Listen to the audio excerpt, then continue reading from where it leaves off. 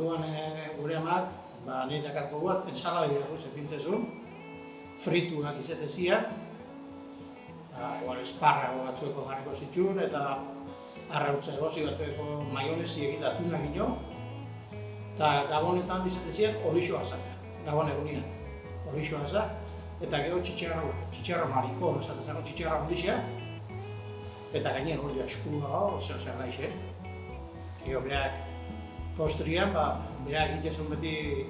postre bat, akordatzen naiz, galleta mari egin zituen, anisakin, koñakakin da azukrekin guztitia, haren gainean natilea, berriz galletak, txokolatia, natilea eta bai zitezun, torre bat bezala, eta horreiz izetezan, naranjak ebai zehantzian, azukre bizkategi,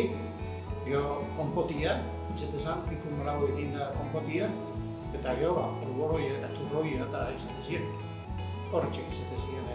gabonetako